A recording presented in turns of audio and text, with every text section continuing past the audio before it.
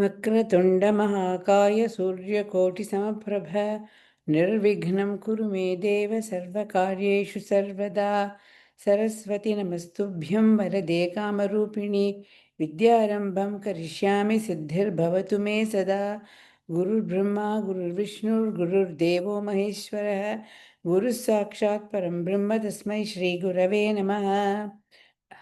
ॐ सहना भवतु सहनौ भुनक्तु सह वीर्यङ्करवावहै तेजस्विनावधीतमस्तु मा विद्विषावहै।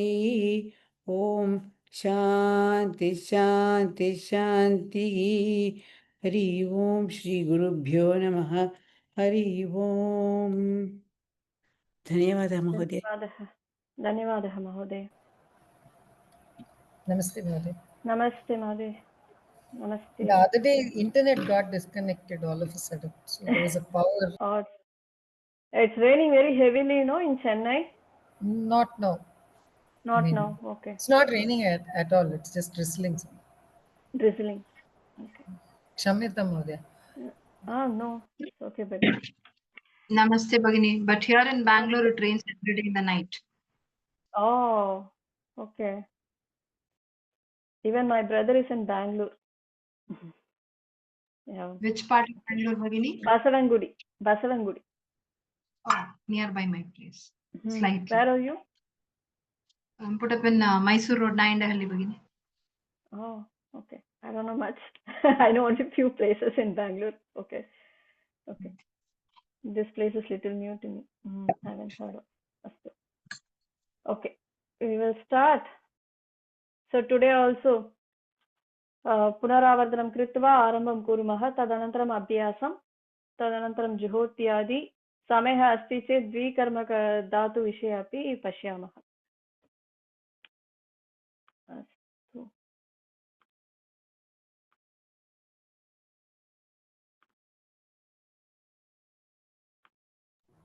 Mahodaya, I was going through the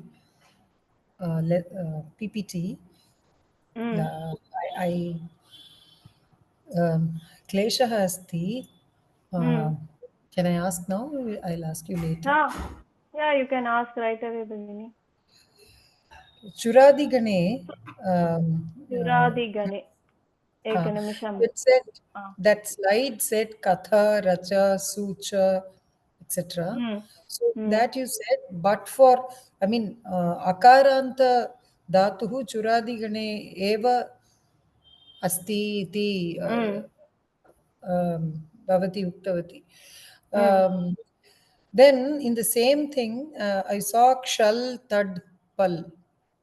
Vriddhi Karyam Bhavati iti Bhavati Uktam. So Kshal is also Kshal and Kat. So Katha, very similar to that, will it not be Kshala? No? Will it also not be Akaranta No. Dhatu? Kata Akaranta Dhatuhu. Shal Akaro Padaha. It's a Hal Dhatuhu. Shal Hal Dhatuhu. Halantaha. Kata Ajantaha.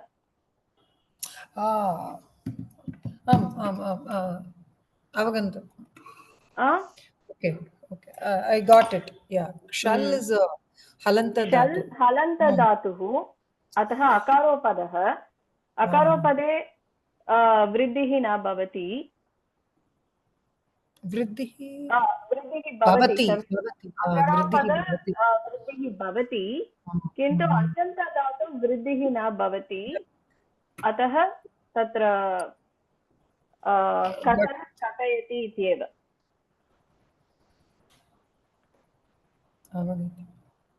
धन्यवादः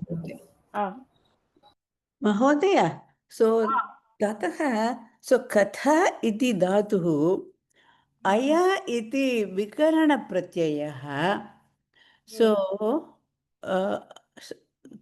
सत्यं वा अय इति विकरणप्रत्ययः अय इति विकरणप्रत्ययः So, katha plus aya किमर्थं सवर्णदीर्घसन्धिः न भवति तत्र Katha, no, it is not katha. It is कथा katha. कथा इति धातु कथ इस् द धातु वयं तस्मिन् विषये इदानीमेव पश्यामः अतः एव तत्र पुनरावर्तनं कृत्वा स्पष्टं भवति okay did I miss something I know don't know no okay अस्तु एकनिमिषम् अहम् अष्टाध्यायी मध्ये एव गत्वा दर्शयामि एकनिमिषम्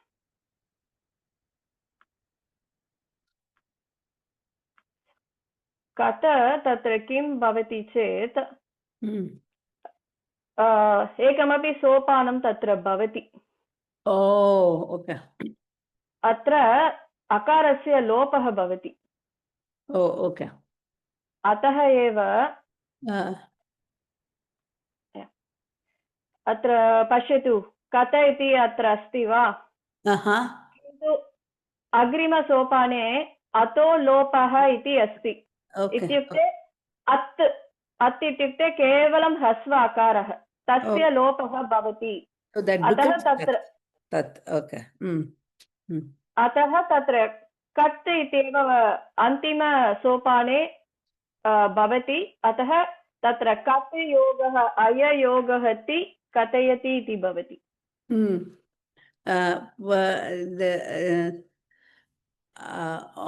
the other sopanas न आवश्यकम् अवगमनेन or whatever at this stage अस्मिन् स्तरे अस्मिन् स्तरे एतदेव जानन्तु तत्र कथ इति कत् इति भवति तत्र कत् योगः अययोगः ति एव कथयति इति भवति तदैव सूच धातु अपि वा सर्वेषु अकारान्तधातौ तादृशमेव भवति ओके ओके अत्र सूच अपि पश्यन्ति चेत् तादृशमेव तत्रापि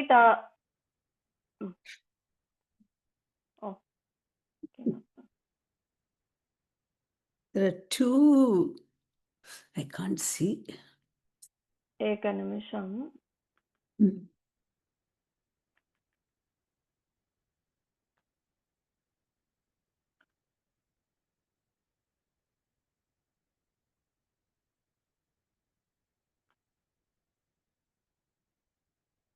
सूच किमर्थं न आगच्छति Two. There are two U's. U's. No, caps lock अस्ति अतः एव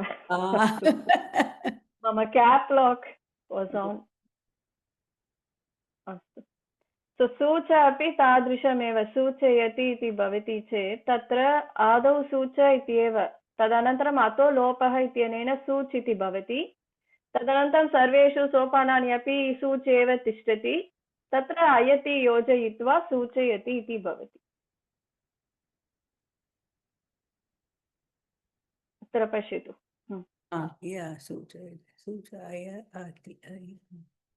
अतः अकारान्त धातुः एव किन्तु सोपाने तत्र अकारस्य लोपः भवति इति कारणेन अन्तिमसोपाने केवलं सूच इत्येव अवशिष्यते तत्र अयति योजयित्वा सूचयति इति भवति अस्तु इदानीं पश्यामः द्वादिगणे पुनरावर्तनं कुर्मः द्वादिगणे गुणकार्यं भवति एव अतः इकारान्त ईकारान्त उकारान्त ऊकारान्त एतेषु सर्वेषु ऋकारान्त ऋकारान्त अपि गुणकार्यं भवति किन्तु सन्धिकार्यं ऋकारान्तं त्यक्त्वा अन्येषु अजन्तेषु वर्णेषु भवति अन्येषु गुणवर्णेषु भवति इ उ उ तत्र गुणकार्यमपि भवति सन्धिकार्यमपि भवति किन्तु ऋकारे केवलं गुणकार्यं भवति अत्र उदाहरणानि सन्ति यदा जि इति धातुः तस्य गुणकार्यम् अतः जि जे इति भवति तदनन्तरम् एचोयवायवः इत्यनेन जे अनन्तरम् अकारः अस्ति ए अनन्तरम् अकारः अस्ति इति कारणेन तत्र सन्धिकार्यमपि भवति अतः ए स्थाने ऐ आदेशः अतः जयति। तादृशमेव नी अपि ईकारान्ते अपि तादृशमेव। उकारान्ते उ स्थाने ओ भवति, अतः उ स्थाने वो, यथा ई स्थाने ये तादृशम् उ स्थाने वो भवति। तदनन्तरम् ओ अनन्तरम् अकारः अस्ति, अतः एचोयवायवः सन्धिकार्यम्, अतः भवति सवति एतादृशं भवति। किन्तु ऋकारान्ते केवलं गुणकार्यं, तत्र व्यञ्जनवर्णः तदनन्तरम् अकारः अस्ति, अतः तत्र एचोयवायवः इत्यनेन सन्धिकार्यमेव न भवति, तत्र तस्य अवकाशः एव नास्ति, अतः तत्र केवलं गुणकार्यं भवति। अतः स्मरन्तु, द्वादिगणे अजन्तधातौ इ इ उ उ ऋ तेषु सर्वेषु अपि गुणकार्यं भवति, किन्तु केवलं ऋकारान्ते गुणकार्यं सन्धिकार्यं तत्र नास्ति। So ik varnanam api smarnartham ik I u r lik iti smaranartham sulabha smaranartham मनसि स्थापयामि। अतः गुणकार्यं सर्वदा गुणवर्णेषु एव भवति। गुणवर्णः इत्युक्ते इकारः उकारः ऋकारः, दीर्घवर्णाः अपि गुणवर्णाः एव। तत्र अजन्तधातौ इकार ईकार उकार उकार ऋकार ऋकार तेषु सर्वेषु अपि गुणकार्यं भवति। तदनन्तरम् आकारान्तधातौ धात्वादेशः भवति, अतः पा इति स्थाने पिबिद आदेशः भवति। पिब आति पिबति, तादृशं ग्रा जिग्रति स्था तिष्ठति, एते सर्वे तत्र धात्वादेशः भवति आकारान्तधातौ।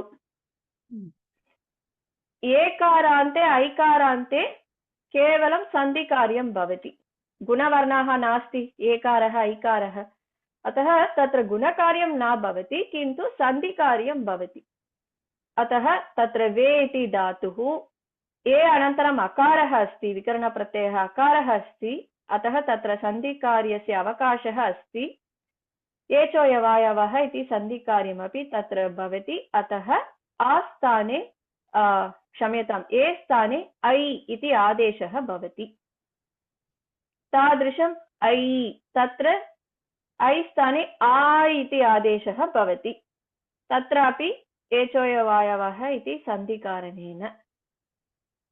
अकारान्त ओकारान्त औकारान्त धातवः एव नास्ति, अतः तत्र त्रिविधा विषयाः सन्ति।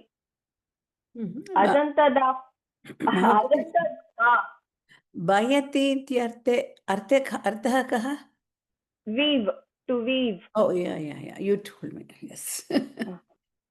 अतः अजन्तधातौ गुणकार्यं सन्धिकार्यं इ इ उ उ तेषु भवति, ऋ केवलं गुणकार्यं भवति। अत्र आकारान्तौ धात्वादेशः, ए ऐ तत्र केवलं सन्धिकार्यं भवति। So we have like all kinds of possibilities. केवलं गुणकार्यं, नो चेत् केवलं सन्धिकार्यं, नो चेत् गुणकार्यं सन्धिकार्यं द्वयमपि भवति। And धात्वादेशः धात्वादेशः अपि अस्ति, तत्र आकारान्तधातौ धात्वादेशः अपि अस्ति। धात्वादेशः भ्वादिगणे एव द्वादिगणे एव, तदपि केवलं लट् लकारे लोट् लङ् विधिलिङ् लकारे एव धात्वादेशः भवति, ऋट् लकारे न भवति। ऋट् लकारे पास्यति इति एव धातुः एव, तत्र धात्वादेशः नास्ति। अतः स्मरन्तु, पिब् इति आदेशः केवलं चत्वारिषु लकारेषु एव भवति, लट् लोट् लङ् विधिलिङ्। अत्र तवतु रूपमपि भिन्नरूपमेव, पीतवान् इति भवति, तत्र किमपि अन्यत् विषयः। किन्तु पा धात्वादेशः, तत्र पा इत्यस्य स्थाने पिब् इति धात्वादेशः केवलं लकारेषु भवति तत्रापि लट् लोट् लङ् विधिलिङ् एतेषु एव भवति लृट् लकारे नास्ति किमपि संशयः अस्ति वा न महोदय संशयः अस्ति चेत् पृच्छन्तु अस्तु इदानीम् अग्रे सरेम इदानीम् अजन्तधातौ दृष्टवन्तः हलन्तधातौ किं भवति तत्र केवलं ह्रस्व इकारः उकारः ऋकारः अजन्तधातौ दीर्घः अपि अस्ति इ उ ऋ इति केवलं किन्तु हलन्तधातौ केवलं ह्रस्व इकारः ह्रस्व उकारः ह्रस्व ऋकारः उपधावर्णः एतेषु किमपि वर्णः अस्ति चेत् तत्रापि गुणकार्यं भवति अतः ई स्थाने ए भवति अतः किट् तत्र उपधावर्णः इकारः अस्ति अतः की स्थाने के ई ए इति भवति तत्र सन्धिकार्यं नास्ति हलन्तवर्णः तदनन्तरम् अकारः अस्ति अतः तत्र सन्धिकार्यस्य अवकाशः एव नास्ति अतः केवलं योजनीयं गुणकार्यं कृत्वा किट् केट् इति भवति तदनन्तरं विकरणप्रत्ययः तिङ् प्रत्ययः योजयित्वा पेटति तादृशम् उ रु उ ओ इति भवति अतः रु रो तत्रापि योजनीयं रोहति वृद् तत् ऋकारस्य स्थाने अर् इति आदेशः भवति अतः वर्द् वर्धते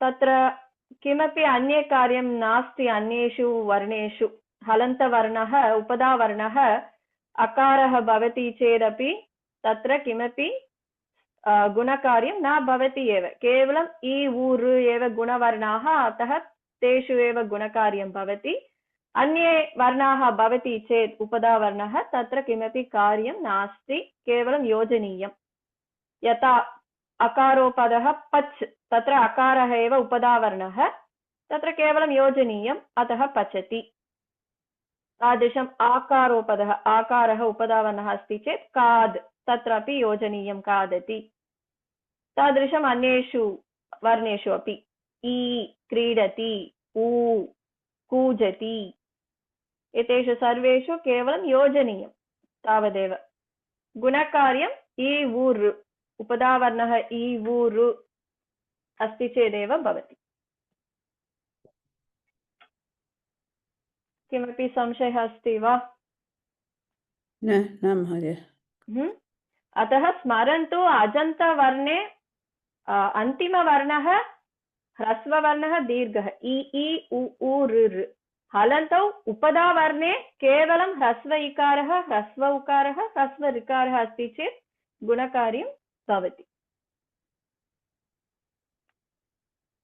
तुदादिगणे किं भवति इत्युक्ते तत्र गुणकार्यं नास्ति किन्तु किमपि अन्यत् कार्यं भवति अन्यत् सूत्रेण अतः एव रि स्थाने रियति इति भवति वस्तुतः तत्र इ अस्ति अकारः अस्ति किल सो इ आ अस्ति तत्र किमपि अन्यत् कार्यं भवति इति कारणेन रियति इति अस्ति सो रियति गुवति सर्वेषु अपि तादृशमेव किमपि अन्यत् सूत्रम् अस्ति अतः तत्र रियति गु गुवति इति भवति श्रवणसमये it looks like एचो यवायः इति श्रवणसमये रियति सत्यम् अतः तत्र अन्यत् सूत्रेण एव एतादृशं भवति किन्तु सर्वे अपि प्रसिद्धदातवः नास्ति इति कारणेन चिन्ता मास्तु किन्तु केवलं ज्ञानार्थम् अत्र अहं स्थापितवती अत्र बहवः हलन्तदातवः एव प्रसिद्धदातवः तुदादिगणे अतः हलन्तदातौ उपधावर्णः अकारः अस्ति चेत् तत्रापि केवलं योजनीयं गुणकार्यं न भवति तुदादिगणे अतः लज् ते लजते तादृशं त्वच् अति त्वचति उपधावर्णः इकारः अस्ति चेदपि तत्र गुणकार्यं न भवति अतः लिक् लिक् एव तिष्ठति लिक् लिखति तादृशम् उकारः उ ओ इति न भवति तत्र अतः तुद् तुद् एव तिष्ठति तुदति कृष कृषति एतादृशम् अतः तुदादिगणे हलन्तदातवः एव प्रसिद्धः दातवः तत्र गुणकार्यं न भवति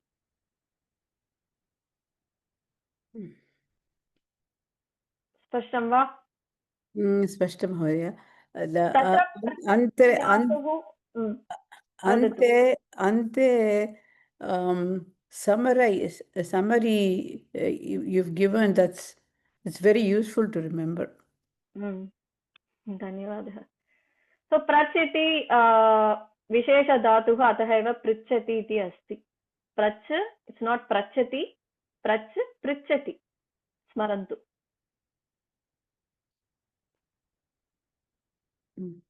तुदादिगणे एकमपि विषयः अस्ति अत्र तुदादिगणे अन्तर्गणः अपि अस्ति मुचादि इति तस्य गणस्य कारणेन किं भवति एतेषु धातुषु नकारस्य आगमः आदौ भवति अतः मुच् मुञ्च् इति भवति आदौ नकारस्य आगमनेन तदनन्तरं परसवर्णसन्धि भवति अनुस्वारसन्धि एते अनुस्वारसन्धि भवति तदनन्तरं परसवर्णसन्धिः भवति इति कारणेन मुञ्चति इति भवति अत्र आदौ अतः एतेषु धातुषु नकारस्य आगमः भवति मुच् इति धातुः मुञ्चति इति भवति तादृशं विद् विन्दति किमर्थं तत्र पञ्चमवर्णः एव तत्र मध्ये भवति परसवर्ण इति सन्धिकारणेन आदौ अहं सोपानं न लिखितवती अनन्तरम् अहं योजयामि तत्र नकारस्य आगमः भवति मुचादिः इति कारणेन तत्र मुचादिगणे मुञ्चादि इति अन्तर्गणः तत्र दशगणाः सन्ति किन्तु तत्र अन्तर्गणाः अपि सन्ति तत्र तुदादिगणे मुचादि इति एकः अन्तर्गणः अस्ति देयर इज वन मोर गण इनसाइड तुदादिगण इट्स सब कैटेगरी तत्र किं भवति चेत् मुचादिगणः इति कारणेन नकारस्य आगमः तत्र भवति कुत्र नकारस्य आगमः भवति इत्युक्ते चकारात् पूर्वम् आगच्छति वयं पठितवन्तः किल तत्र ऋणादिगणे कुत्र नकारस्य आगमः भवति इति अन्तिमस्वरात् अनन्तरं भवति तादृशं तत्र उकारः स्वरः तदनन्तरं नकारस्य आगमः भवति अतः मुञ्च् इति भवति किन्तु तत्र सन्धिकार्यं भवति अतः मुञ्च् अनुस्वारसन्धि भवति अतः डाट् अत्र अनुस्वारः भवति मु अनुस्वारः चकारः इति भवति तदनन्तरं परसवर्णसन्धिकारणेन परसवर्णसन्धि इत्युक्ते किम् अत्र अनुस्वारात् अनन्तरं चकारः भवति मुच् मुञ्च् इति भवति तत्र चकारः अस्ति चकारस्य अन्तिमवर्णः चकारवर्गे अन्तिमवर्णः ञकारः ञकारः अतः तत्र ञ इति भवति मुञ्चति इति भवति तादृशं दावर्गीय अन्तिमवर्णः तत्र नकारः अतः परसवर्णसन्धिकारणेन इन् इति भवति अनन्तरं पुनः चकारस्य चकारवर्गीय पञ्चमवर्णः नकारः अतः सिञ्चति पकारस्य अन्तिमवर्णः तस्य वर्गस्य पञ्चमवर्णः मकारः अतः लिम्पति अतः आदौ नकारस्य आगमः नकारस्य स्थाने अनुस्वारं भवति तदनन्तरं परसवर्णसन्धिकारणेन पञ्चमवर्णः तत्र भवति पञ्चमः वर्णः तत्र भवति the fifth letter of that varga comes in place of anuswara so ये सर्वे प्रसिद्धः दातवः, अतः अहं चिन्तितवती एतदपि तत्र योजयामि इति। अतः मुच् इति धातुः मुञ्चति, विद् विन्दति, सिच् सिञ्चति, लिप् लिम्पति, कृत् तादृशं कृन्तति। महोदय,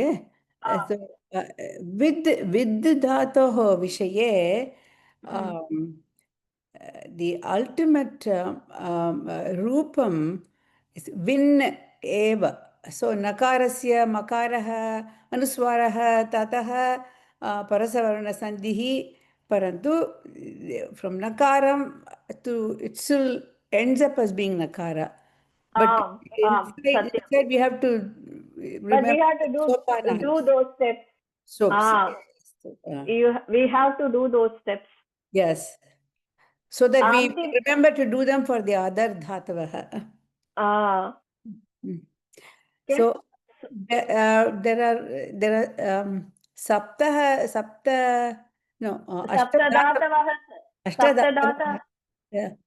अष्टधातवः सन्ति, किन्तु अहं प्रसिद्धधातवः एव स्वीकृतवती तावदेव। किन्तु तत्र गत्वा पश्यन्तु, तत्र अष्टाध्यायी गच्छतु, अष्टाध्यायी गत्वा इति फिल्टर् कर्तुं शक्नुमः।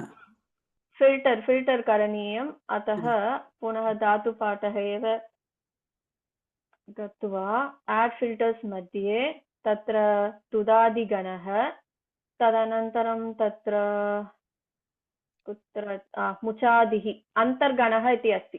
ये सर्वे दशगणाः मुख्यगणाः मेन्।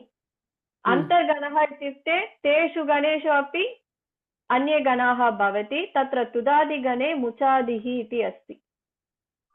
अत्र अष्टधातवः सन्ति, तेषु केवलं प्रसिद्धधातवः अहं स्वीकृतवती तावदेव।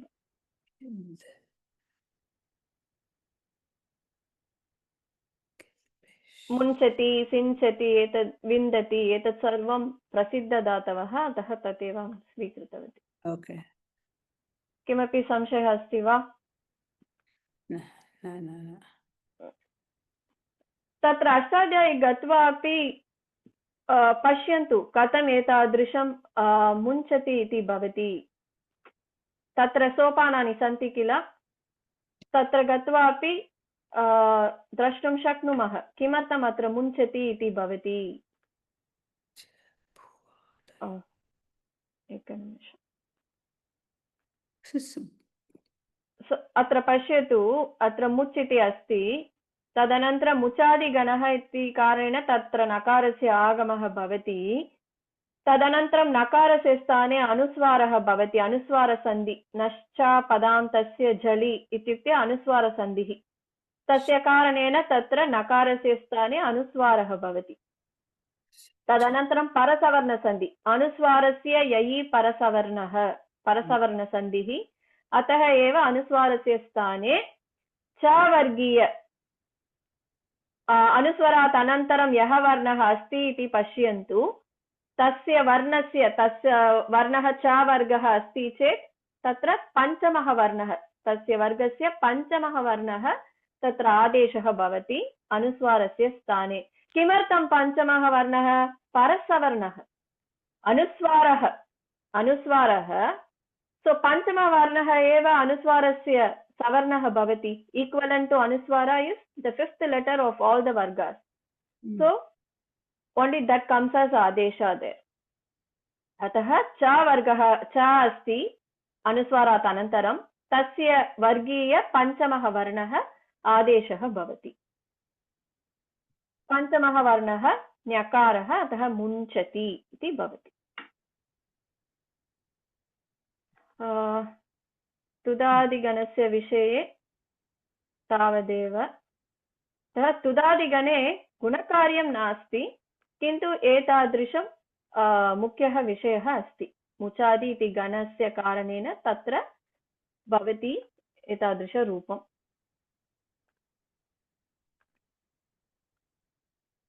दिवादिगणे किं भवति? तत्र तत्रापि आकारान्त ईकारान्त सर्वे सन्ति।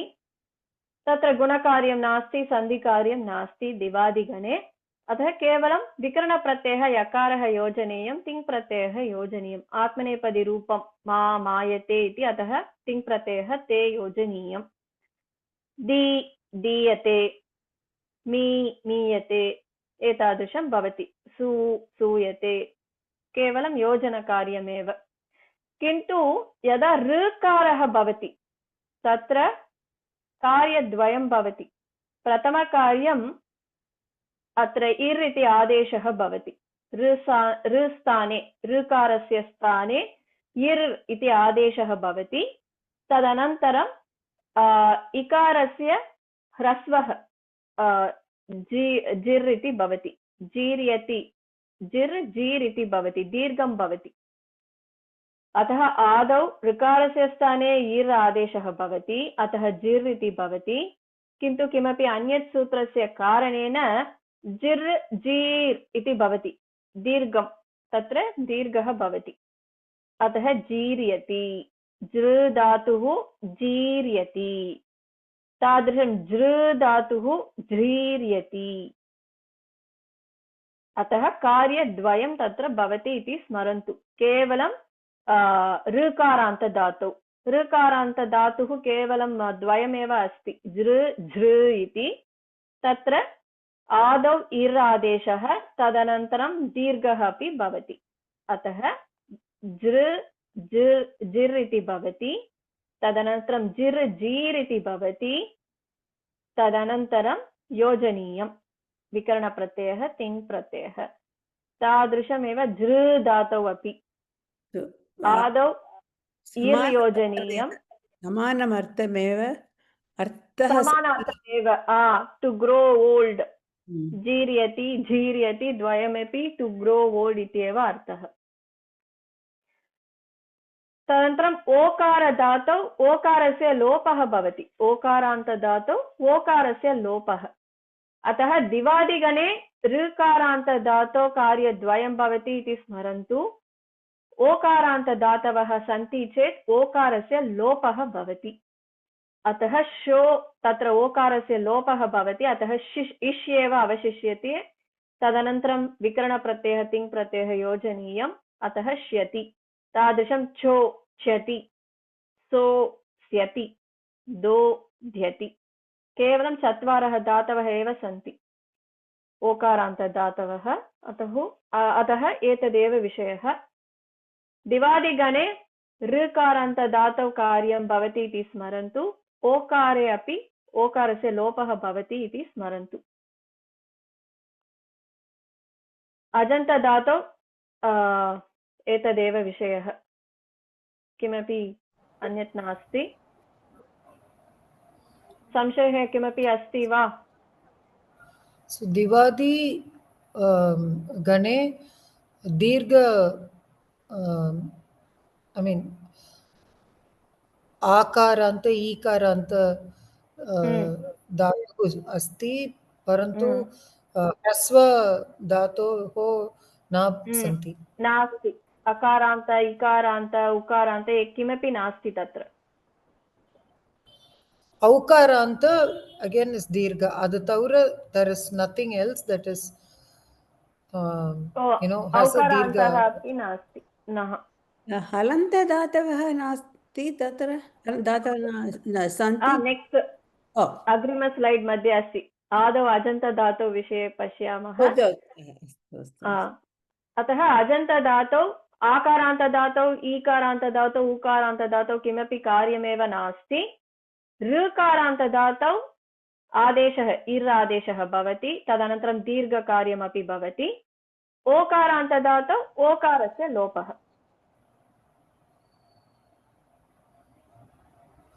स्पष्टं वा?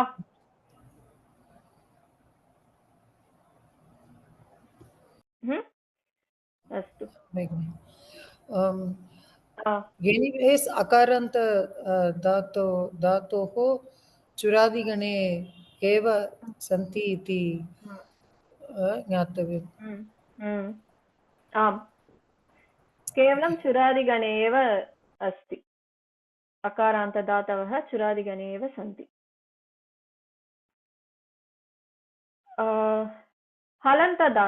हलन्तदातौ अपि अकारान्त आकारान्त इकारान्त ईकारान्त तत्र कुत्रापि किमपि कार्यमेव न उपधावर्णः अस्ति चेत् अकारान्तः आकारान्तः अस्ति चेत् किमपि कार्यमेव तत्र नास्ति।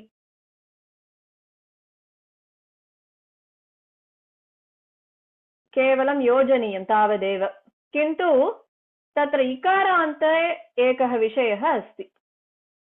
अकारान्ते किमपि नास्ति, सः यकार तदनन्तरं विकरणप्रत्ययः तिङ्प्रत्ययः योजनीयं तावदेव।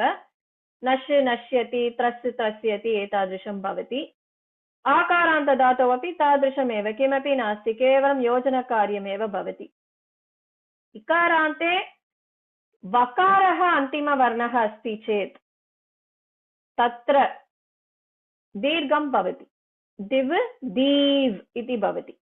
तदनन्तरं विकरणप्रत्ययः तिङ्प्रत्ययः योजनीयं। तादृशं सिव् सीव्, सृव् स्रीव्, ष्टिव् ष्टीव् एतादृशम् इकारान्तः उपधावर्णः अस्ति चेत्, वकारः अन्तिमवर्णः अस्ति चेत् एतादृशं रूपं सिद्ध्यति।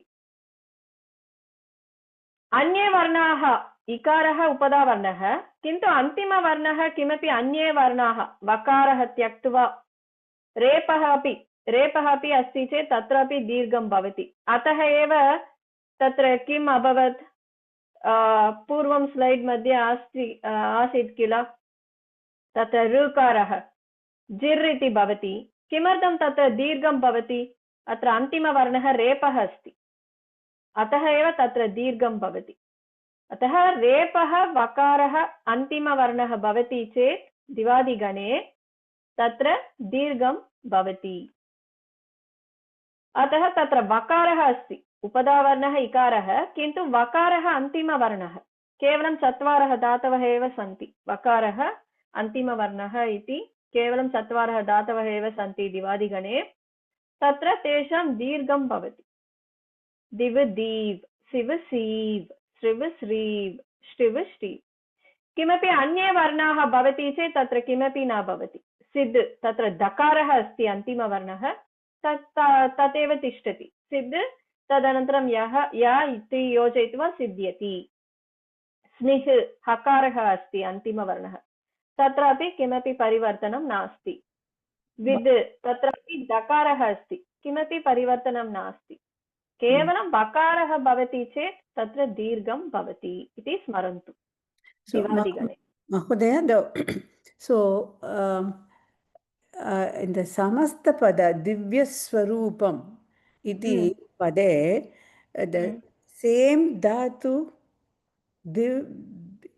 दिव्यस्वरूपं वा?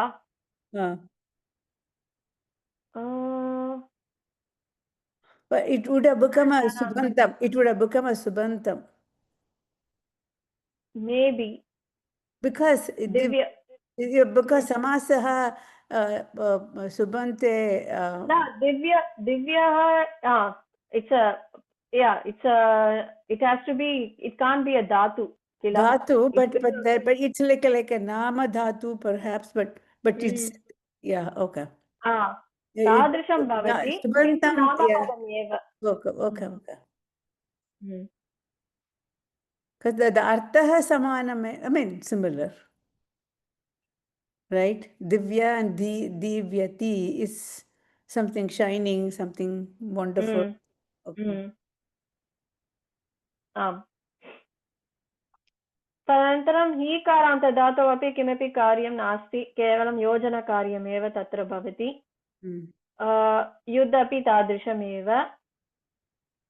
ऊकारान्तदातौ उपधावर्णः ऊकारान्तः, तत्रापि तादृशमेव। ऋकारान्ते अपि तादृशमेव। केवलं वकारः अन्तिमवर्णः भवति चेत् इकारोपधातौ तत्र दीर्घं भवति इति स्मरन्तु। विशेषकार्यं तत्र एव। You said vakarah, रेपः। किन्तु रेपः अत्र केवलम् अजन्तधातौ एव तत्र भवति। अतः So किमपि संशयः अस्ति वा? no. See, you just have to remember, I think vakara repayoho and then, but rakara alanta dadava nasti repa repanta datava. अतः दिवादिगणे अजन्तदातौ ऋकारे कार्यम् अस्ति, ओकारान्ते अपि कार्यमस्ति। हलन्तदातौ इकारोपदः अन्तिमवर्णः वकारः अस्ति चेत् तत्र कार्यं भवति। त्रिषु स्थलेषु भवति इति स्मरन्तु।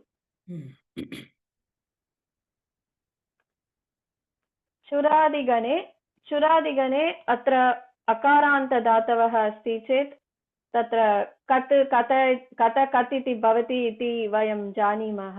अतः तत्र अकारस्य लोपः भवति इति कारणेन केवलं कत्, तदनन्तरम् अयति, कथयति इति भवति।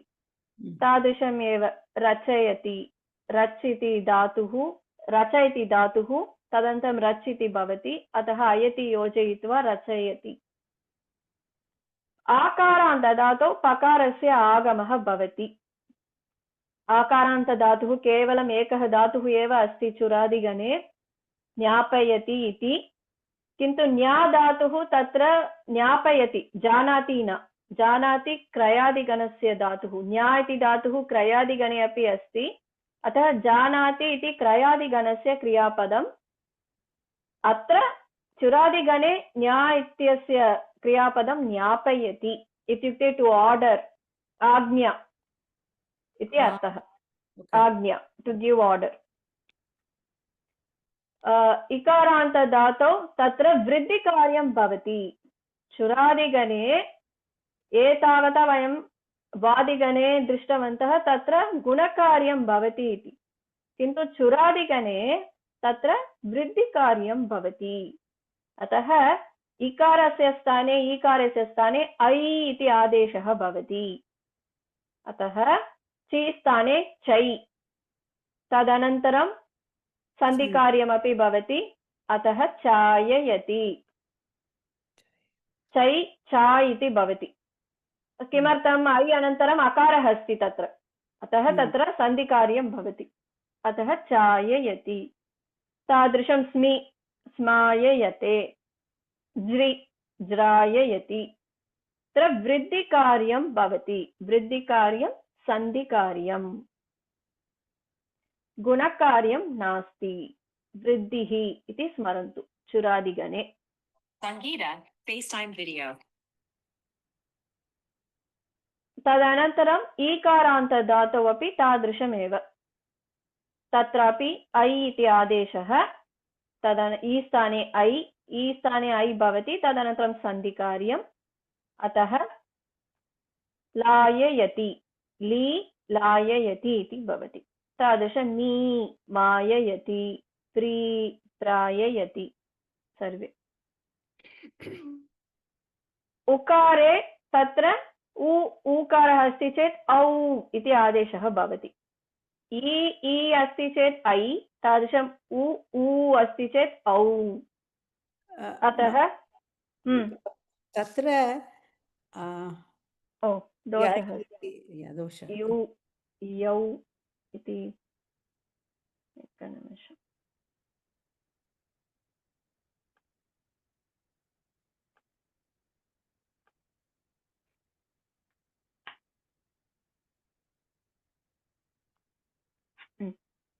यौ इति भवति।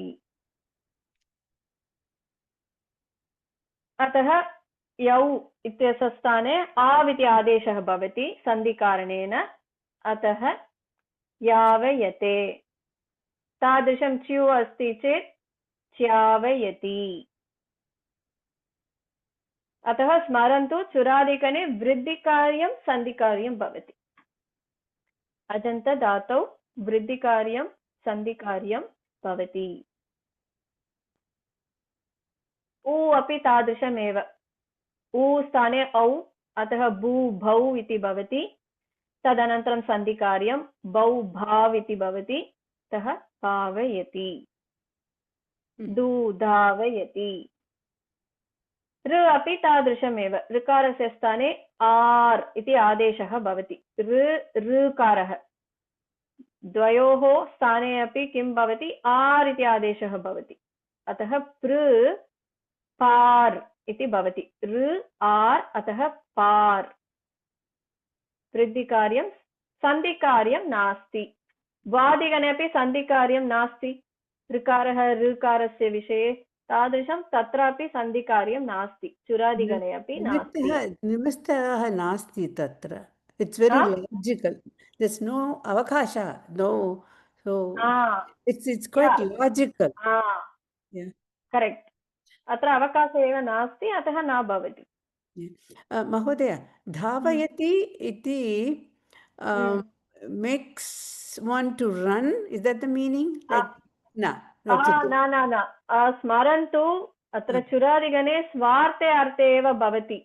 सर्वे धातवः स्वार्थे निच् so it doesn't cause anybody to do anything else okay so कः अर्थः तत्र अहं विस्मृतवती चिन्ता मास्तु वयं पश्यामः एव तत्र लिस्ट् अपि अस्ति चुरादिगणे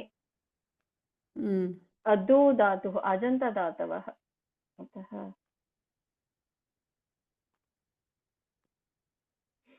तत्र दु इत्युक्ते to shake to move okay to shake and move okay so we can remember davati ityukte to run davayati ityukte to shake to move okay भगिनी तद् किं भगिनी दन्तधावनम् इति एकं गीतम् अस्ति तत्र धावनं सम्यक् सत्यं सत्यम् अतः दाव् इत्युक्ते to shake to move that's a good one दन्तधावनम्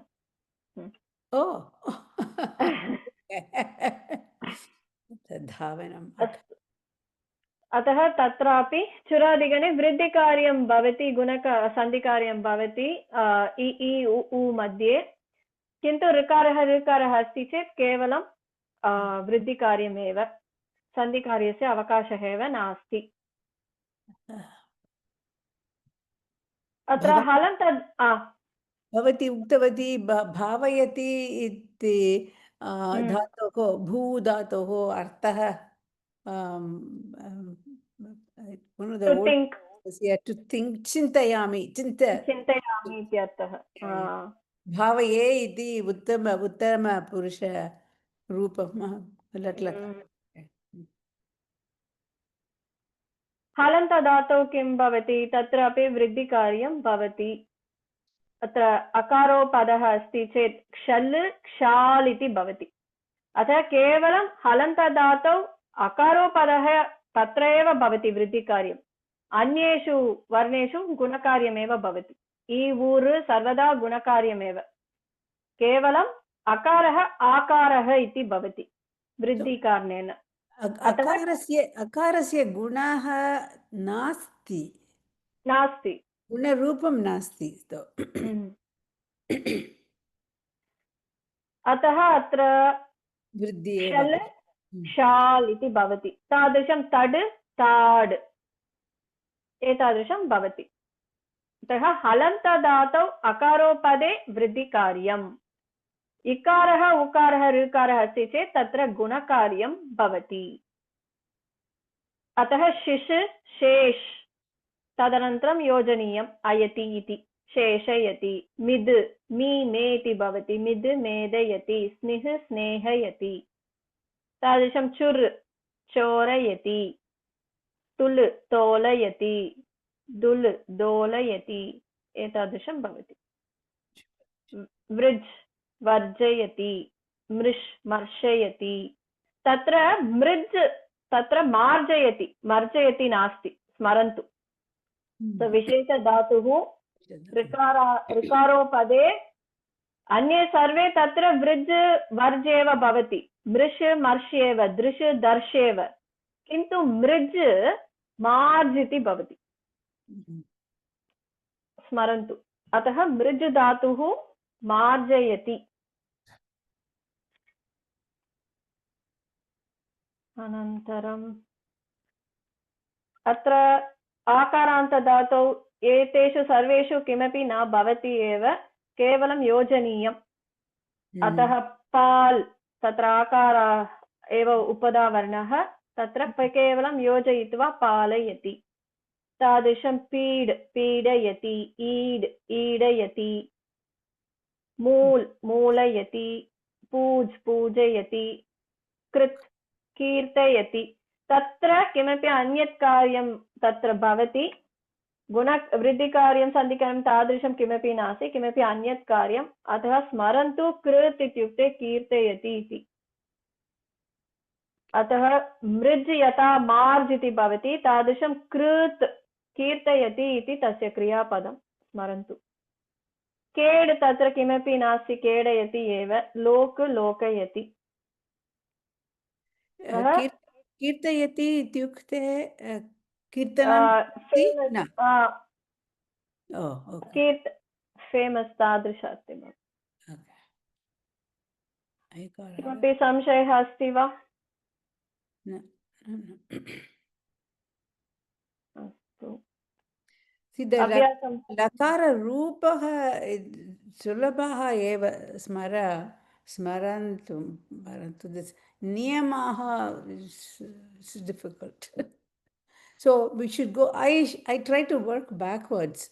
I remember the lakara rupa and then try to look at come up with the niyama.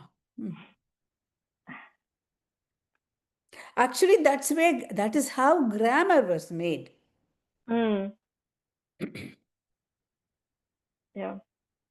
अस्तु, भवती वदति वा? अत्र कंसे यः शब्दः अस्ति तस्य लट्लकाररूपं सम्पूर्णवाक्यं।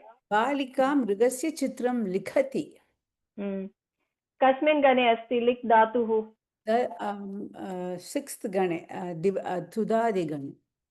तुदादिगणे, अतः एव गुणकार्यं न भवति, लिक् लिक् एव तिष्ठति, अतः लिखति, केवलं योजनकार्यं। मधुमती महोदय।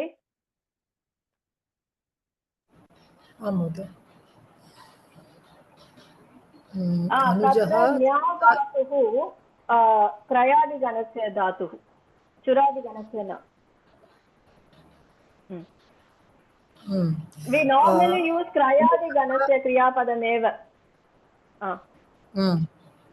Anujah, sorry, come again. No, normally we use क्रयादिगणस्य न्या धातुः एव। अनुजः कथायाः अर्थं जानाति। सम्यक्। चैत्र महोदय। तत्र अव इति उपसर्गः। Sorry, if you had not told me, we generally use the 9th gana. I would have I was thinking of Nyapayati only. Okay. But if we try to अत्र सम्बन्धः कथं भवति वाक्ये? If we try to use चुरादिगणस्य धातुः order इति अर्थः, तत्र न्या धातुः चुरादिगणे आज्ञा इति अर्थः। So अत्र अनुजः कथायाः अर्थं ज्ञापयति इत्युक्ते doesn't make sense. Doesn't make sense, yeah. So Chaitra महोदय। भगिनी, कथायाः अर्थं ज्ञायते इत्यपि शक्यते खलु तत्र? But we are just looking for this one, latlakara roopam eva. You can say nyayate, yeah, but we hear only latlakara roopam. Nyayate karmani lat. Karmani. Then you have to change everything. Anujena. Anujena. Kathayaha arthaha nyayate. Mahila pushpani. I'm not able to get one. No, just for chi kim bhavati iti vadatu. Latlakara roopam chi. Na jane bhagini. I'm still trying to understand. I'm just listening to your words, whatever it is, but I have to go through the notes, whatever it is. Okay, so that takes time for me to do it. Sorry. Astu. कोऽपि प्रयत्नं करोति वा कापि ची धातुः कः गणः? लट्लकाररूपं जानाति चेत् ऊहं कर्तुं शक्नुमः लट्लकाररूपं न जानामि ततः चिनोति चिनोति चिनोति ओ ओके चिनोति इत्युक्ते टु सेलेक्ट् टु चूस् इति अर्थः किन्तु अत्र उपसर्गः अवचिनोति इत्युक्ते प्लकिङ्ग् ओके अवचिनोति सो महिला पुष्पाणि अवचिनोति इदानीं कः गणः चिनोति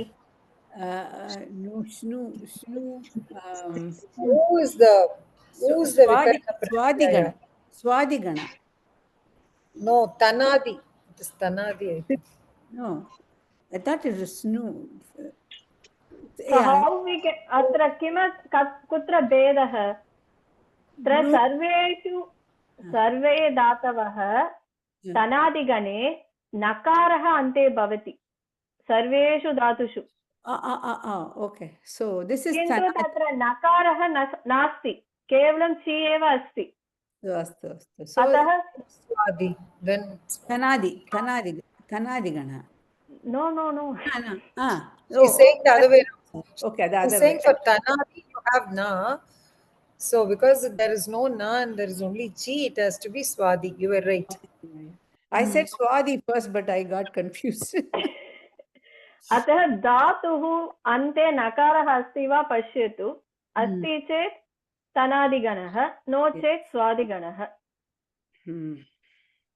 षष्ठगण खलु तद् षष्ठगण खलु तद् इट्स् सिक्स्थ गण स्वादिगणः स्वादिगण is Panchama gana. Panchamagana, fifth one. Okay. Sudadi sixth. Sudadi is the sixth one.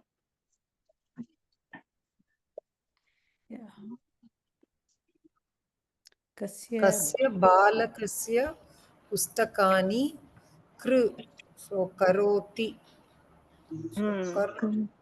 Swikaroti.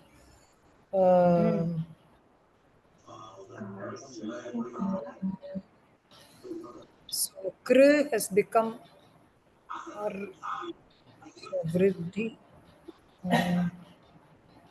तनादिगणे एकः एव अजन्तधातुः अस्ति कृ धातुः तावदेव Okay, tanadi. तत्र ओ इति भवति किल नकारः एव तत्र नास्ति कर् इति भवति तदनन्तरम् ओ इति भवति अतः तनादिगणे केवलम् एकः एव अजन्तधातुः कृ धातुः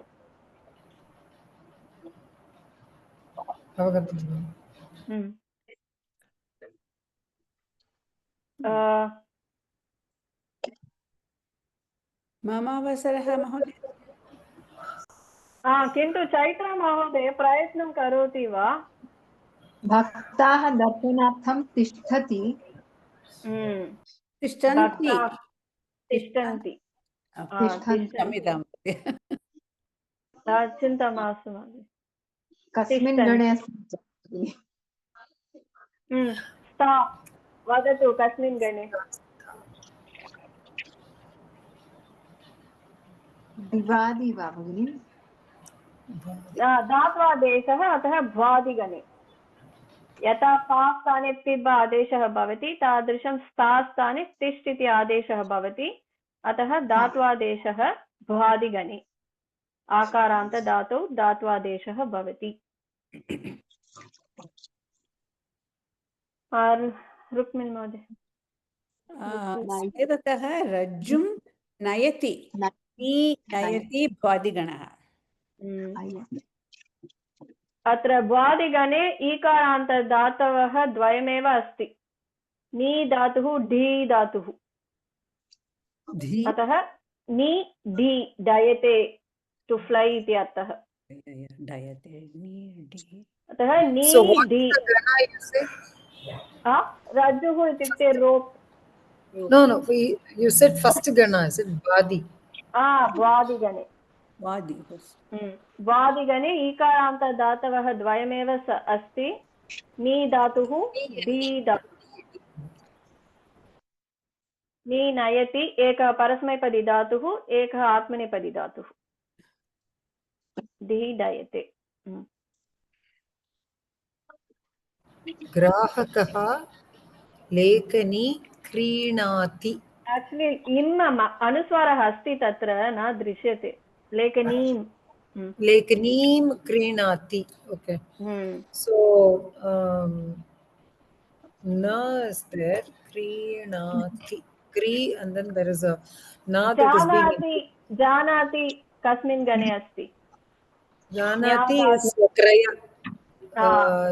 स्वादि न क्रयादि एव क्रयादि गणे यथा जानाति तादृशं क्रीणाति तत्र नत्वं भवति नकार विकर्ण प्रत्यय is na आम् न because the repah is there sandhi karyena na इति भवति नत्वं भवति so sandhi when we write like dhatoh vichaye we have to write sandhir api iti lekhaniyam va नत्वम् अपि सन्धिः एव नत्वं सन्धिः एव तस्य सूत्रं yeah okay so but specifically पृथक् लेखनीयं वा न आवश्यकं नत्वं भवति इति जानन्तु तावदेव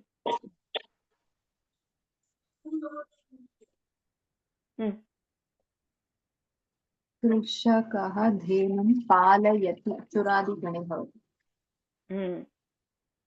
पालयति चुरादिगणे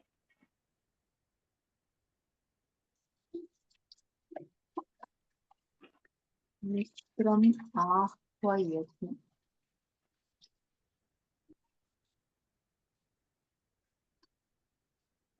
आह्वयति ह्वे कस्मिन् गणे अस्ति धातुः आ इति उपसर्गः ह्वे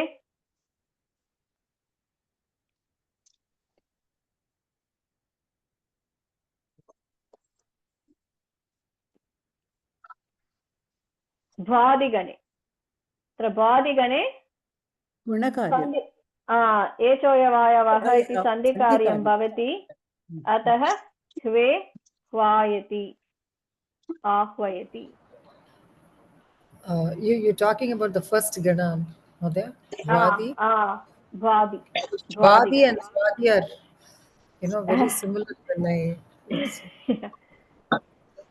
Bhadigane Amba idam gayati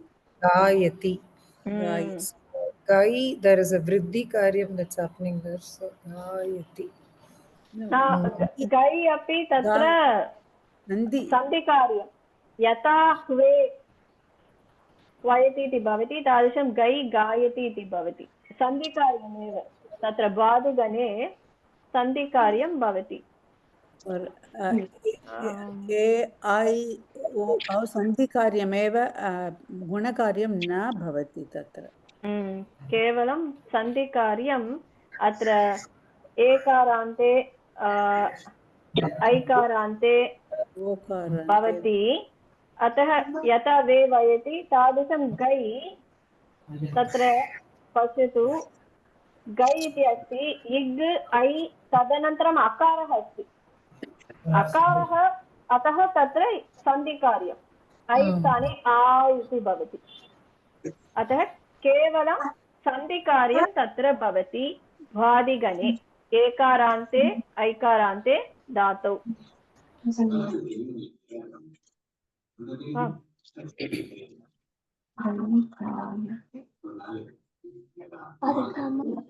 तावदेव अभ्यासस्य विषये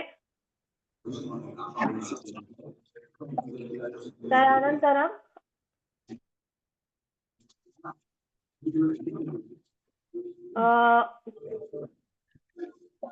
म्यूट् करोति वा?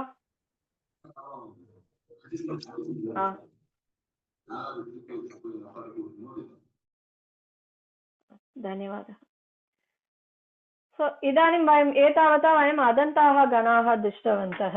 वादिः, तुदादिः, दिवादिः, चुरादिः इति अनदन्तगणाः अदादिः, जुहोत्यादि सर्वे अपि। तत्रापि अत्र स्वादिगणे स्नु इति विकरणप्रत्ययः तत्र मूलरूपं नु, तत्र गुणकार्यं नास्ति। तनादिगणे गुणकार्यं भवति इति दृष्टवन्तः। तदनन्तरं रुदादिगणे तत्रापि गुणकार्यं किमपि नास्ति। तत्रापि क्रयादिगणे अपि गुणकार्यं नास्ति। अदादिगणे जुहोत्यादिगणे गुणकार्यं भवति। तत्र स्वादिगणे वयं जानीमः श्नु अतः विकरणप्रत्ययः नु, तनादिगणे उ एव, मूलरूपमपि उ एव, विकरणप्रत्ययः अपि उ एव। स्वादिगणे गुणकार्यं नास्ति, तनादिगणे भवति। अतः स्वादिगणे केवलं योजनीयं, शक्नोति शक्नोति तावदेव। अत्र स्वादिगणे अजन्तदातवः सन्ति, एतेषु सर्वेषु अपि केवलं योजनकार्यमेव भवति, किमपि अन्यत् कार्यं नास्ति। ऋकारे नत्वमपि भवति, अतः एव नकारः णकारः इति भवति। हलन्तदातौ अपि किमपि कार्यं नास्ति, केवलं योजनकार्यम् एव। अत्र एकः एव विषयः स्मरन्तु, परस्मैपदी धातवः सन्ति चेत् तत्र विकरणप्रत्ययस्य गुणकार्यं भवति, किन्तु आत्मनेपदी धातुः अस्ति चेत् तत्र विकरणप्रत्ययस्य गुणकार्यं न भवति, स्मरन्तु। अतः आप्नोति, आप्नोति परस्मैपदी धातुः इति कारणेन तत्र विकरणप्रत्ययः नु नो इति भवति। अश् इति धातुः आत्मनेपदी धातुः, तत्र गुणः न भवति, अतः नु नु एव तिष्ठति, अतः अश्नुते। एतत् स्मरन्तु, परस्मैपदी धातौ विकरणप्रत्ययस्य गुणकार्यं भवति, आत्मनेपदी धातौ न भवति इति स्मरन्तु। स्वादिगणे तादृशम्। तदनन्तरं तनादिगणे गुणकार्यं अस्तु, आदौ अजन्तधातौ पश्यामः। केवलम् एकः एव धातुः अस्ति अजन्तधातौ, कृ इति धातुः। तत्र विकरणप्रत्ययः उ इत्यस्य गुणकार्यं भवति, अतः उ वो इति भवति, अतः करोति इति रूपं सिद्ध्यति। अन्ये धातवः सर्वे अत्र नकारः अन्ते भवति तनादिगणे, तत्र एव भेदः। वयं कथं स्वादिगणस्य वा तनादिगणस्य वा इति कथं ज्ञातुं शक्नुमः इत्युक्ते, धातोः अन्ते नकारः केवलं तनादिगणे भवति, तत्रापि केवलं 9 धातवः एव सन्ति, हलन्तधातवः। तत्र गुणकार्यं विकरणप्रत्यये अपि भवति। यदा परस्मैपदी धातुः अस्ति चेत् तत्र गुणकार्यं विकरणप्रत्यये अपि भवति। तदनन्तरं धातौ अपि गुणकार्यं भवति तनादिगणे। तनादिगणे विकरणप्रत्ययस्य गुणकार्यमपि भवति, धातोः गुणकार्यमपि भवति इति स्मरन्तु। तत्रापि गुणकार्यं केवलं परस्मैपदी धातोः विकरणप्रत्ययस्य गुणकार्यमेव भवति, आत्मनेपदी विकरणप्रत्ययस्य गुणकार्यं न भवति। उदाहरणं पश्यामः चेत् सन्, तत्र केवलम् अकारः एव उपधावर्णः, अतः विकरणप्रत्ययस्य गुणकार्यं परस्मैपदी धातुः इति कारणेन भवति, अतः नु नो इति भवति, अतः सनोति। किन्तु मन् इति धातुः आत्मनेपदी धातुः, तत्र विकरणप्रत्ययस्य गुणकार्यं न भवति, अतः नु नु एव तिष्ठति, अतः मनुते। क्षिन्, तत्र विकरणप्रत्ययस्य गुणकार्यमपि भवति, तदनन्तरं धातोः गुणकार्यमपि क्षि क्षे इति भवति, अतः क्षेनोति। क्षिन् क्षेनोति इति भवति।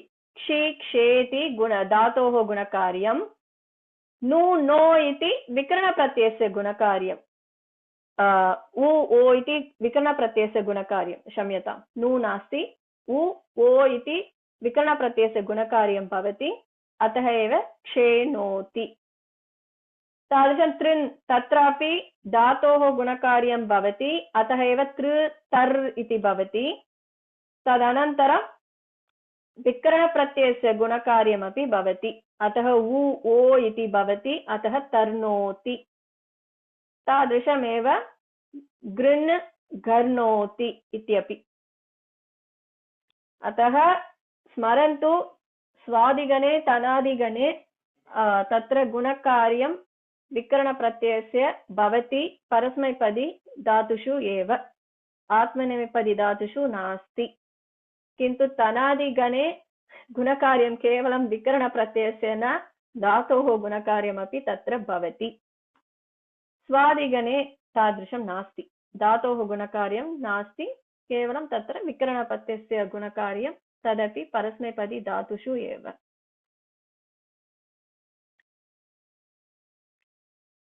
स्पष्टं वा आं महोदय अतः यथा भ्वादिगणे गुणकार्यं भवति चुरादिगणे गुणकार्यं भवति तादृशं तनादिगणे अपि गुणकार्यं भवति धातोः गुणकार्यम्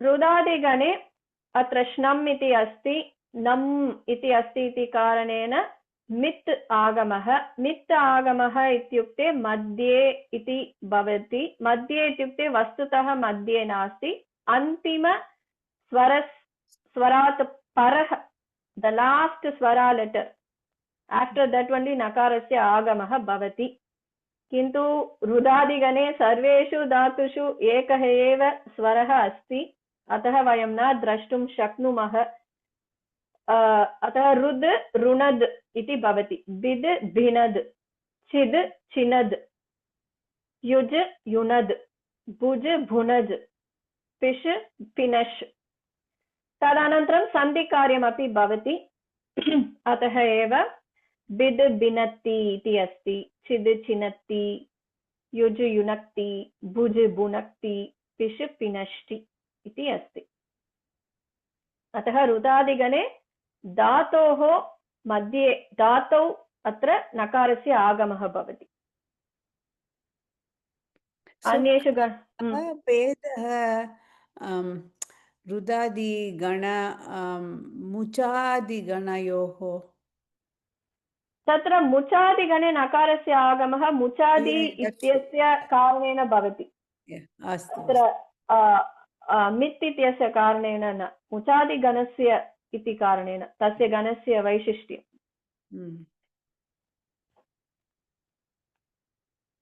कथं जानीमः अत्र केवलम् अष्टधातवः एव सन्ति किल मुचादिगणे तत्रापि केवलं पञ्चधातवः एव प्रसिद्धधातवः सिञ्चति मुञ्चति एतादृशम्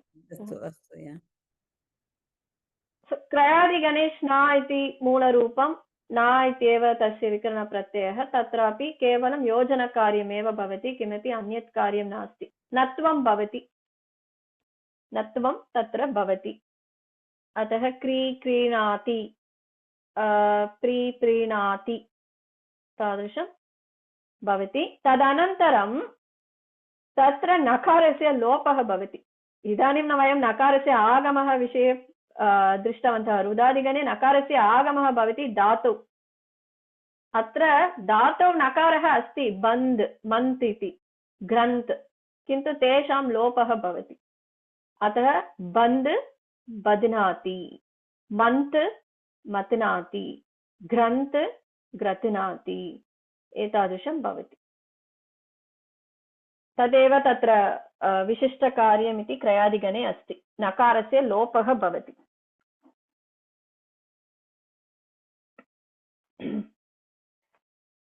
अदादिगणे अपि गुणकार्यं भवति किन्तु तत्र विकरणप्रत्ययः इति किमपि नास्ति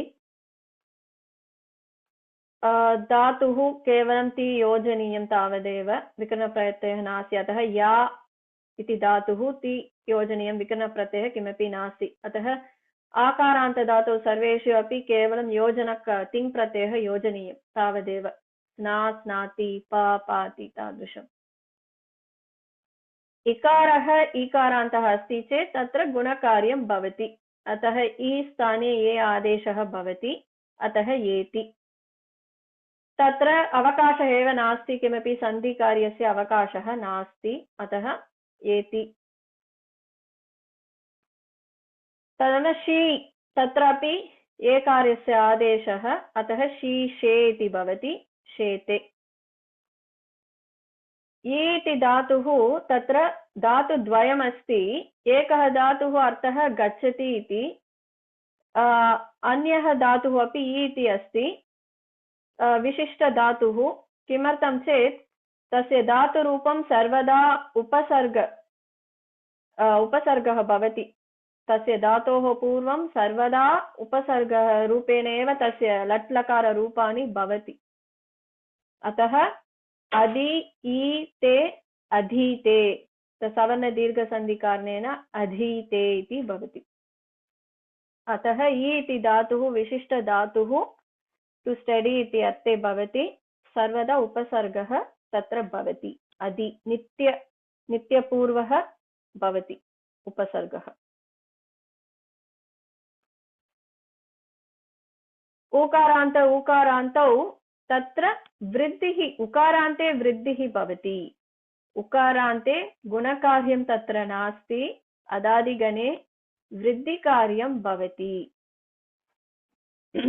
अतः नु नौ उ स्थाने औ इति आदेशः अतः नूति नौति इति भवति स्तु स्तौति यु यौति ओकारान्ते धातुद्वयमेव तत्र सूते तत्र किमपि कार्यं नास्ति ब्रू तत्र किमपि विशिष्टकार्यं भवति अतः एव रूपं ब्रवीति इति भवति ऋकारान्ते अपि तत्र केवलं गुणकार्यमेव भवति किमपि नास्ति तत्र अतः अदादिगणे किञ्चित् मिश्रणम् अस्ति उकारान्ते वृद्धिः अस्ति ऊकारान्ते वृद्धिः इति नास्ति गुणकार्यम् इति नास्ति किमपि अन्यत् कारणेन तत्र ब्रू ब्रवीते इति ब्रवीति इति भवति ऋकारान्ते एव गुणकार्यं भवति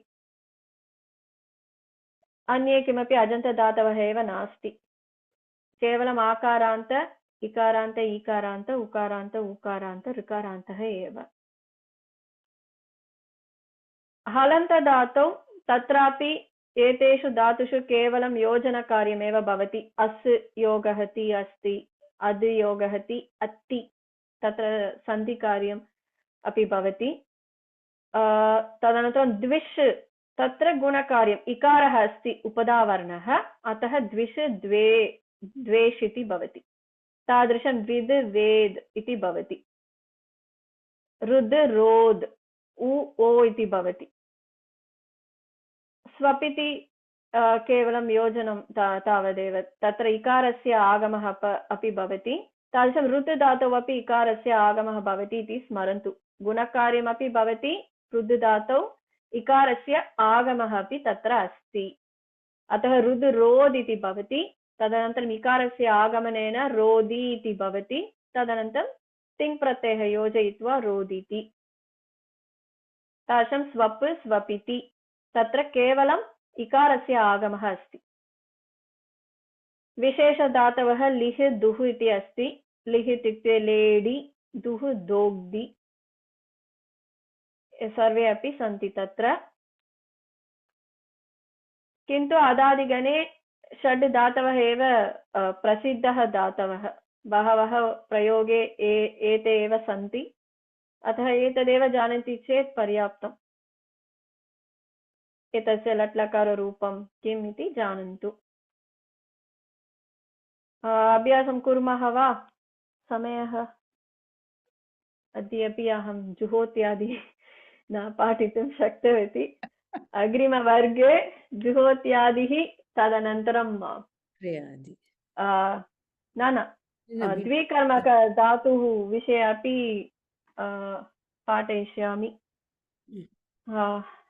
अस्तु कुर्मः। तत्र गणनामानि सन्ति तत्र, अतः सरलः एव।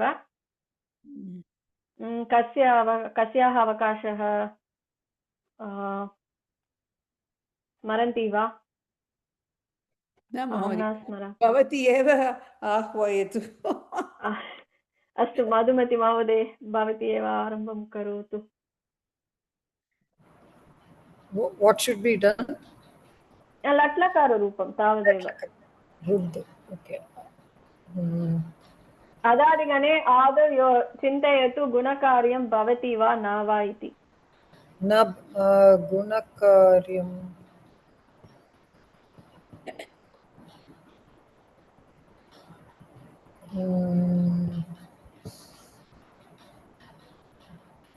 भवति। Vikarma pratyaya is shap, so it is a. But शप् आसीत्, अतः तस्य प्रभावेन तत्र गुणकार्यं भवति। Okay. Even though it is gone, the effect is still there. The effect is the gunakarya. Rodati. रोदिति। अत्र रुद् धातौ कार्यद्वयं भवति। आदौ रो इति गुणकार्यं भवति, तदनन्तरम् इकारस्य आगमः अपि तत्र अस्ति। अतः रुद् रोद्, इकारः आगमः, अतः रोद् रोदि इति भवति। किमर्थम् इकारः आगमः? तत्र तादृशं सूत्रम् अस्ति। नियमः एव तादृशम् अस्ति। No, I thought I missed the like for special धातु, रुद् धातु, अतः तत्र इकारस्य आगमः भवति, इडागमः। तदपि अन्तर्गणः एव रुदादिभ्यः इति। न रुदादिभ्यः इति रुद् गणः एव, रुदादिगणः तावदेव। तावदेव।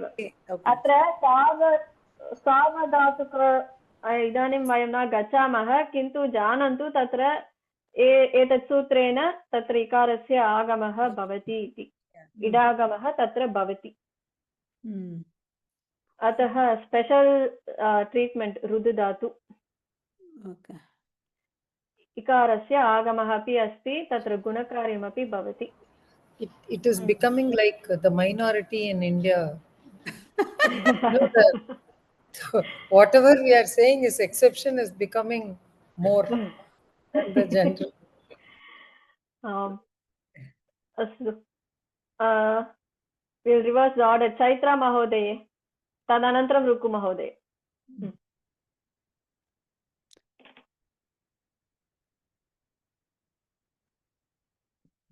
चैत्रा महोदय अस्ति वा? अस्तु रुकु महोदय, भवती एव करोतु। अत्ति सन्धिकार्यं भवति तत्र। सन्धिकार्यं भवति। कः सन्धिः जानाति वा? चत्वसन्धि। करिच इति सूत्रेण चत्वसन्धि इति कारणेन भवति। अत्र केवलं योजनकार्यमेव भवति। किमर्थं चेत् तत्र अकारः एव उपधावर्णः, इकारः नास्ति, उकारः नास्ति, अतः गुणकार्यं नास्ति। अर्थं किम्? अत्ति? To eat. Sorry? To eat. Swad. But it has to be used very carefully. We can say with respect to animals. वानरः अत्ति इति वक्तुं शक्नुमः, किन्तु वयं यदा मनुष्यः अत्ति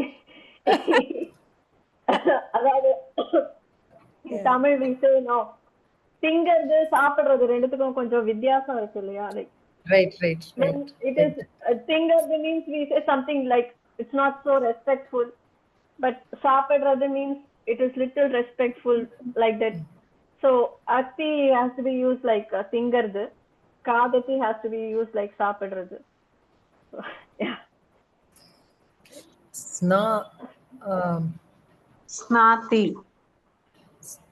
It's my किमपि वक्तुम् इच्छति वा मधुमति महोदय? no. Chaitra Modi just said. Okay स्नाति Snati.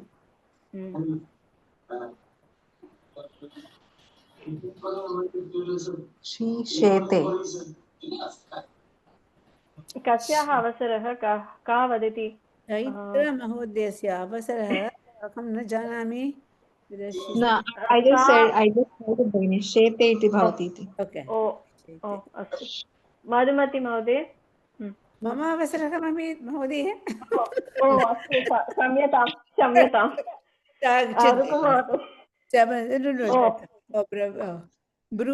ब्रवीति भवती जस्ट उक्तवती. बट् ब्रू धातुः आत्मनेपदिरूपं जानन्ति चेत् सरलः भवति. ब्रूते it's easier to remember the आत्मनेपदी रूपाणि for ब्रू धातु. अहं ब्रवीति इति लिखितवती किन्तु it's better if we remember the आत्मनेपदी रूपाणि.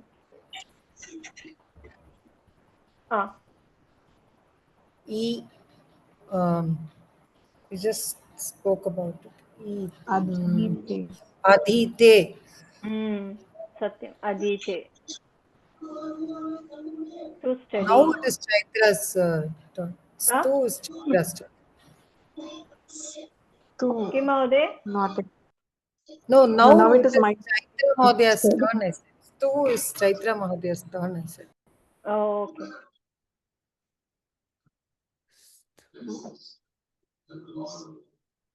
Chaitra Mahode? Not able to guess Bhagini. So, तत्र उकारः अन्ते भवति अतः तत्र वृद्धिकार्यं भवति. अदादिगणः इति कारणेन गुणकार्यं नास्ति. स्मरन्तु अदादिगणे वृद्धिकार्यं भवति अतः उ औ इति भवति. तदनन्तरं तिङ् प्रत्ययः योजयतु. रूपं किम्?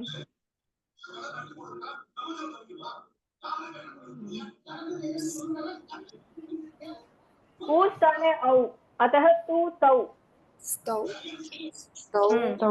Can I try? Stauti. Stauti. स्तौति. Okay? अतः अदादिगणे उकारान्तदातौ वृद्धिकार्यं भवति, गुणकार्यं नास्ति. स्मरन्तु.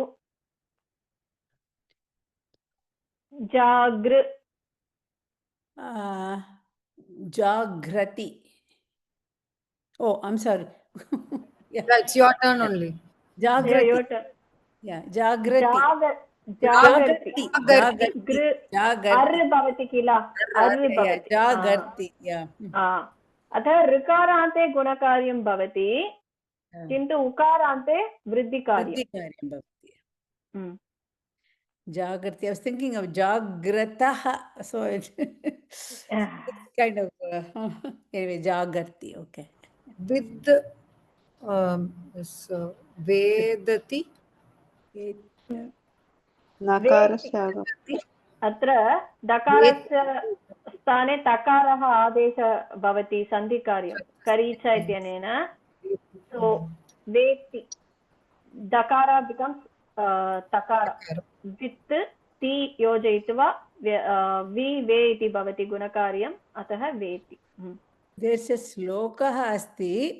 शिशुवेति पशुर्वेति वेति गानगुणं फणि. Beautiful श्लोका. ओके. वेति. तदनन्तरं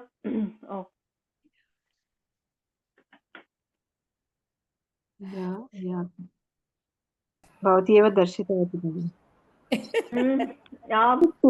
आकारान्त धातुः अतः किमपि कार्यमेव नास्ति, केवलं योजनीयं. यथा स्ना स्नाति तादृशं या याति तावदेव.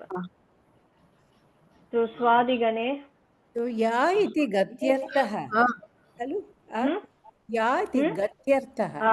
आम् या इत्युक्ते गच्छति इति अर्थः याति गच्छति महोदय समयः जातः अस्तु स्थगयामः अग्रिमवर्गे अभ्यासं कुर्मः अस्तु मङ्गलश्लोकं का वदति अहं वदति महोदय सर्वे भवन्तु सुखिनः सर्वे सन्तु निरामयाः सर्वे भद्राणि पश्यन्तु मा कश्चित् दुःखभाग् भवेत् ॐ शान्ति शान्ति शान्तिः पूर्णमदः पूर्णमिदं पूर्णात् पूर्णमुदच्यते पूर्णस्य पूर्णमादाय पूर्णमेवावशिष्यते ॐ शान्ति शान्ति शान्तिः हरि ओम श्री गुरुभ्यो नमः हरि ओम धन्यवादः महोदय धन्यवादः महोदय अपेक्षते इत्युक्ते किं महोदय अपेक्षते अपेक्षते इत्युक्ते किम् अपेक्षते इत्युक्ते I think want required it's required is it required or want required or want no required only required I feel like required only yeah okay. It is atmanipada dhatu apekshate so does it come from each dhatu I was searching for it in this thing it just said each plus upasarga so api so each is more to see isn't it किन्तु उपसर्ग योजयित्वा भिन्नः अर्थः भवति धन्यवादः like for chinoti we saw no only chinoti इत्युक्ते to select to choose इति अर्थः अवचिनोति इत्युक्ते to pluck इति अर्थः तादृशम् धन्यवादः तत्रापि अवचिनोति you have to select and then pluck remember so yeah satyam we have we have to remember by at least in my age you have to remember by association satyam yeah like that only we can remember धन्यवादः